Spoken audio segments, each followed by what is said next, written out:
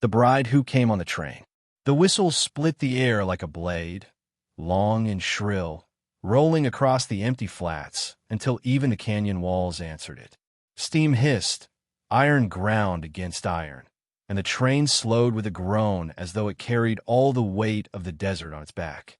Dust rose in the stillness that followed, and the people on the platform leaned forward, eyes narrowing against the sun.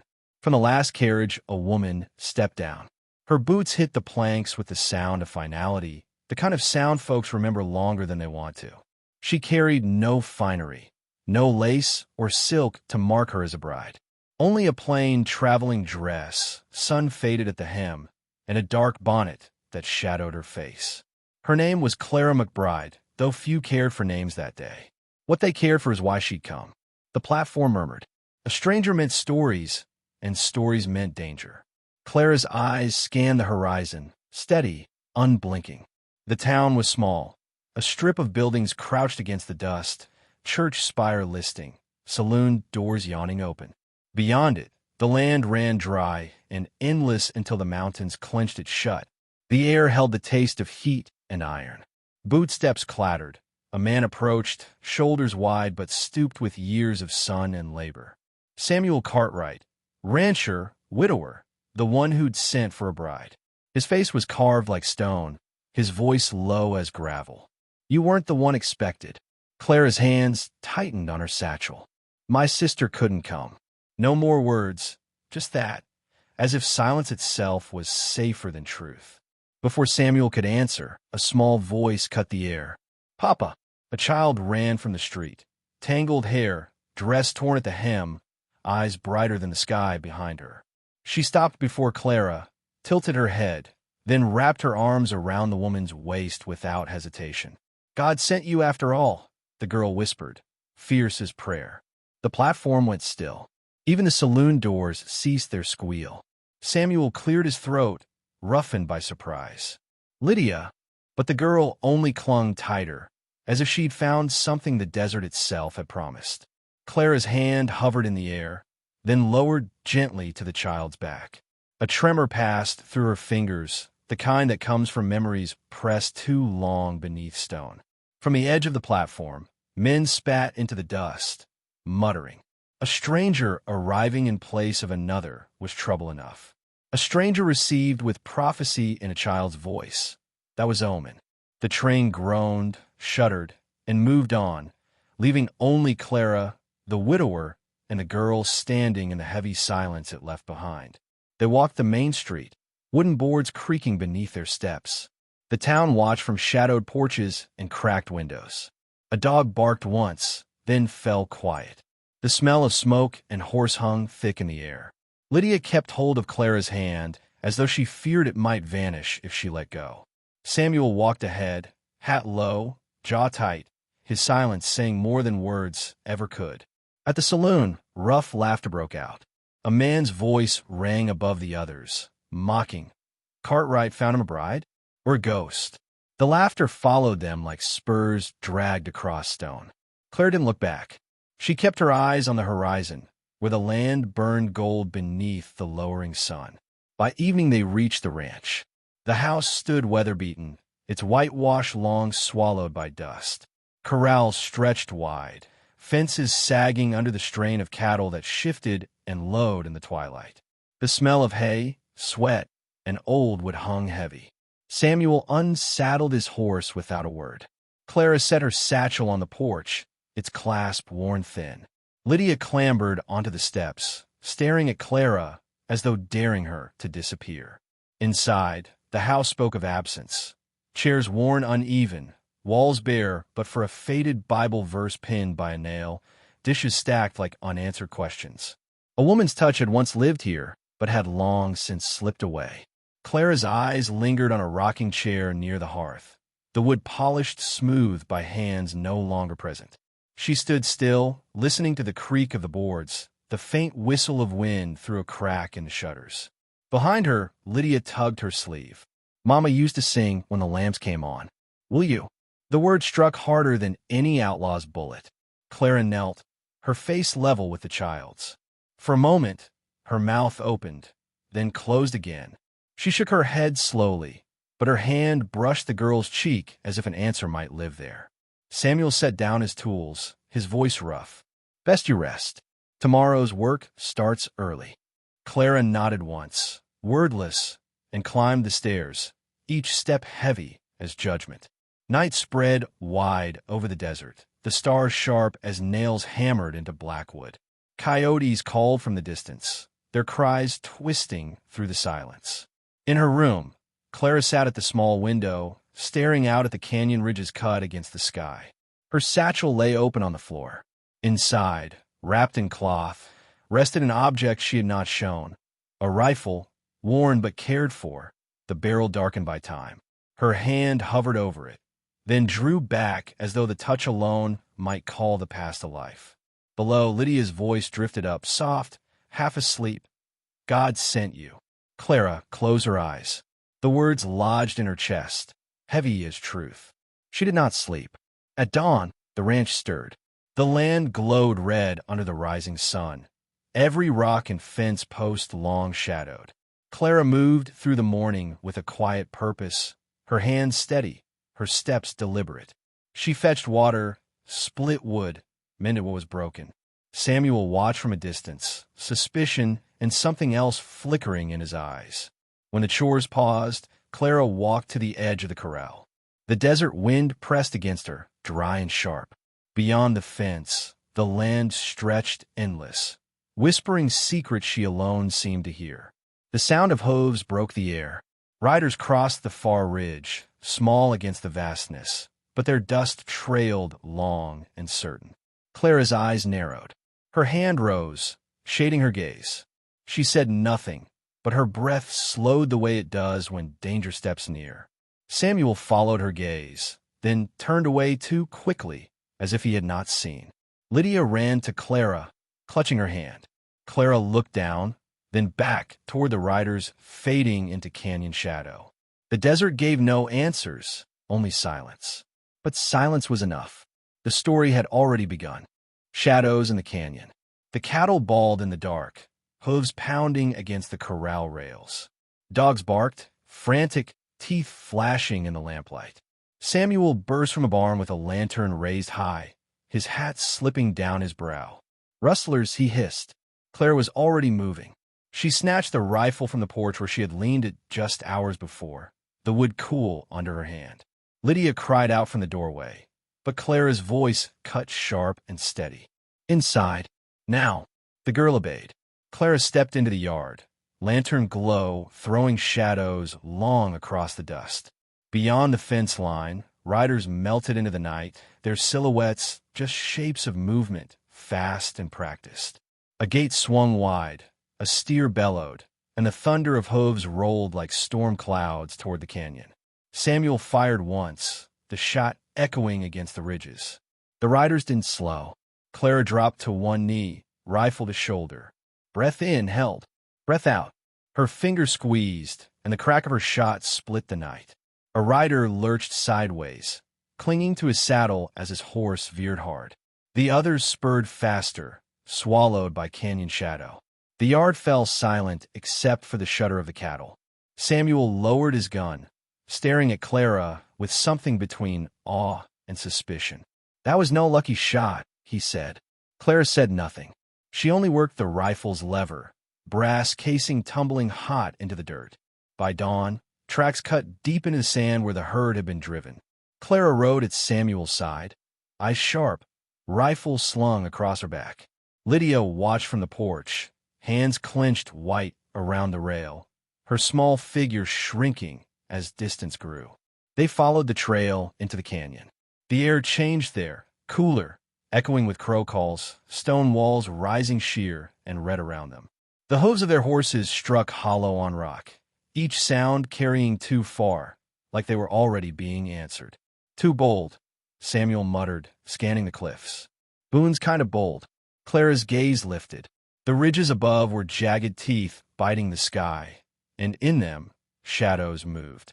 Just enough to know they weren't alone. Her hand went to the rifle. Keep riding, she murmured. The canyon tightened. Dust rose with each hoofbeat, clinging to their throats. A crow screamed overhead, then silence pressed down heavy. Samuel shifted in his saddle, sweat beading at his temple despite the cool shade. "You see him?" he whispered. Clara nodded once. The silence broke. A rock clattered down the cliffside, striking sparks. Then voices rang out, low and cruel, from the shadows above. "Cartwright," one called, mocking. "Your herd looks lighter this morning." Laughter followed, bouncing from wall to wall. Samuel gripped his reins, anger flashing, but fear close behind. Clara's eyes never left the ridges. She raised a rifle slow, careful, scanning for the one who spoke. The canyon wind pressed cold against her cheek. "Show yourselves," Samuel barked. More laughter, then the sound of horses pulling back, hooves retreating into deeper stone. Dust drifted down from the ridges, but no men appeared. Clara lowered the rifle. "They wanted us to see," she said flatly. Samuel turned on her. "And what do you make of that?" Her jaw tightened. She didn't answer. She already knew. Back in town, the saloon boiled with talk. Cards lay forgotten on tables, mugs untouched. The sheriff leaned against the bar, avoiding every eye, his badge dulled with neglect. "They're testing us," one rancher spat. "Boone's back. Ain't no doubt." A hush followed the name. Boone, Calder Boone, a raider who once rode with guerrillas, crueler than drought, hungrier than wolves. "Cartwright's place was hit first," another said. "He'll be next if we don't pay what's asked." Clara sat in the corner, hat low, silent. She hadn't come for whiskey, only to listen. Her presence drew whispers, sideways looks. Women called her cold, men called her strange. None dared say it aloud, but every one of them had seen her shot in the night. One old rancher, his beard yellowed with tobacco, muttered into his glass, "A bride don't carry a rifle like that." Clara lifted her eyes just once, and the man dropped his gaze, his words choking in his throat. On the ranch, work went on, though quieter. Clara mended fences, hauled water, tended cattle with a practiced efficiency that unsettled Samuel. She moved like one who had done it all before, though her past was a locked box. At dusk, Lydia sat cross-legged beside her, watching. "You're not afraid," the child said suddenly. Clara kept her eyes on the needle and thread in her hands. "Fear has its place, but you don't show it," Lydia pressed. "Mama used to tremble when the wind howled. You don't." The words cut, but Clara's face stayed still. She set down the mended cloth and turned to the girl. "The wind only carries what men leave behind," she said softly. "It can't hurt you." Lydia frowned, then nodded, as though that answer was enough. From a barn, Samuel watched them. His eyes narrowed, suspicion deepening. Days later, Clara rode alone. The canyon drew her like a wound that wouldn't close.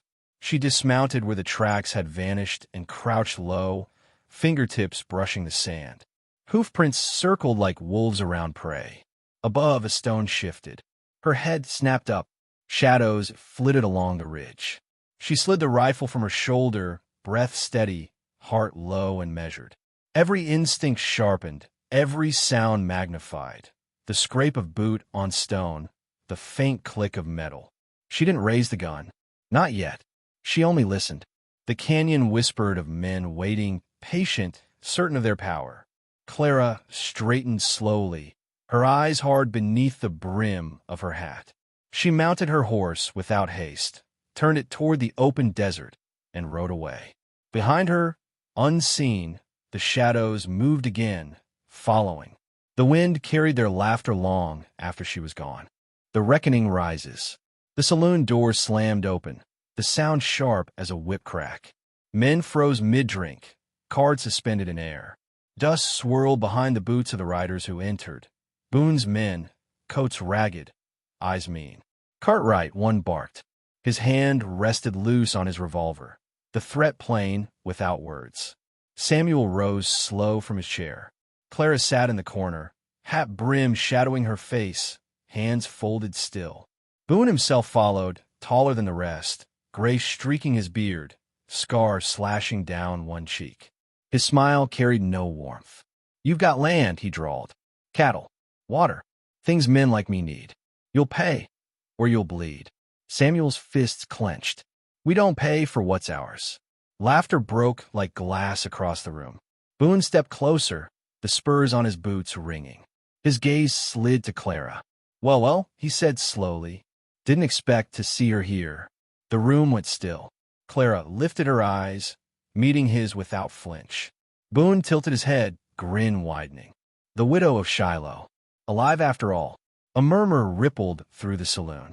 Men leaned in, eyes darting between the outlaw and the quiet bride.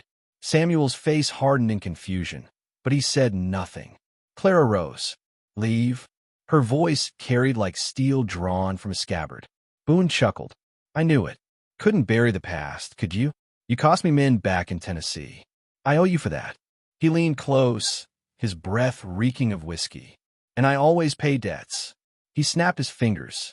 His men shoved through the crowd, rough laughter spilling as they overturned tables, mugs crashing to the floor. Samuel stepped forward. Clara's hand shot out, stopping him cold. Not here, she whispered. Her grip was iron. That night, the ranch sat quiet. The cattle were restless, shifting like they smelled blood on the wind. Lydia clung to Clara's side, eyes wide. They'll come, Clara said, voice low. They won't ask again. Samuel pounded the table with his fist. Then we fight. You can't, Clara cut him off. Her gaze held his. They'll cut through you before you raise a rifle. Samuel's chest heaved. And you? What makes you? But his words died when he saw the rifle laid across her lap, oiled and clean, every motion of her hands practiced, not new. Lydia whispered, Mama. Clara touched her hair gently, though her eyes never left the weapon. They took enough for me once, she murmured. Not again. The following dusk, smoke rose from the ridge. Riders came hard across the flats, dust boiling at their heels. Boone's gang. Clara was already saddled. She pulled Lydia close, pressed her forehead against the girl's. You'll stay with your father. No, Lydia cried, clutching her dress. They'll hurt you. Clara forced a thin smile. They'll try. Samuel's hand gripped her arm. His voice shook. Tell me the truth. Who are you? Clara's eyes flicked toward the canyon where the riders approached. The shadows of her past pressed against her face, but she gave no answer. She only swung into the saddle and rode. The canyon yawned wide, waiting. The sun bled across the horizon, throwing the ridges into fire. Clara rode straight into the light, dust trailing like smoke behind her. Boone and his men spread wide, laughter carrying through the stone. Lydia's cry echoed faint behind her, torn from the ranch. Where's the girl? Boone shouted, voice bouncing from cliff to cliff. Clara stopped in the canyon's throat. Her rifle rose smooth, steady, already knowing its place. She's not yours to touch. Boone laughed. You still talk like a soldier's widow. But you're just one woman. His men circled, rifles glinting in the dying sun. The air thickened with dust and sweat, horses stamping, bridles jangling. Clara's breath slowed, every muscle coiled, every sound alive. Boone sneered. Bring me the child, Cartwright, or we'll take her. From the ridge, a scream. Lydia's voice, sharp with terror. Two of Boone's men dragged her forward, small arms bound, her face streaked with dirt. Clara's heart hammered once, then fell into silence. The world shrank to rifle sights and the girl's tearful face. Let her go, Clara said. Boone grinned wide, teeth catching the last light. Or what? You'll kill us all? You already tried that once. His words twisted the air, but Clara's hands did not tremble. She stepped down from the saddle, boots crunching on stone. Her shadow stretched long behind her, black against the blood-red canyon. The men jeered, guns raised. Boone watched, waiting, hungry for fear. But Clara's eyes burned steady. Her voice carried, low and hard. This desert buries men like you, and I'll see it done again. The canyon fell to silence. Even the horses stilled.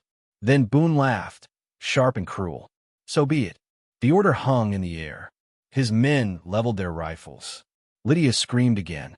Clara slid her thumb across the hammer of her gun. The sound clicked, clean as a church bell in the emptiness. And the reckoning rose. Hold your fire. A man's shout cut through the standoff, but no one lowered a gun. Dust swirled, caught in the glow of the lantern swinging over the saloon's door. The girl's fingers clutched the woman's skirt, hiding half her face in the folds of the fabric. The rider at the center, tall and still as iron, spat once in the dirt. "She don't belong here," he said, voice gravel deep. His revolver stayed raised, its barrel reflecting the lantern light like a blade. "Neither do you," came the reply from the ranch hand by the water trough. His rifle was cocked, sights locked. The woman didn't move. Her breath came fast, her chest tight, her hands pressed against the girl's shoulders as if steadying them both. The only sound was the creak of leather as someone shifted in the saddle, the faint nervous stamp of a horse's hoof. "Drop it, Lyle," another voice said from the porch, calm but edged. The man speaking leaned against a post, shotgun balanced easy in his arms. He didn't blink. No child's gonna watch her mama get gunned down tonight. The word mama hung in the air. The girl's grip tightened. "God sent her," she whispered again, barely more than breath, but enough to catch the woman's ear. Lyle's jaw twitched. His revolver trembled, just once before he steadied it again. "She was meant to be your sister," he growled. "Not her. They tricked us." "Doesn't look like the girl minds," the man with the shotgun said, shifting just enough to let the lamplight shine across his face. His eyes didn't leave Lyle. A gun cocked from the shadows, metal on metal, sharp as a strike of flint. The sound cracked the silence, and every weapon tightened its aim. The woman's lips parted dry, words caught at the edge of her throat. Her voice finally came, low but steady. "Put the gun down."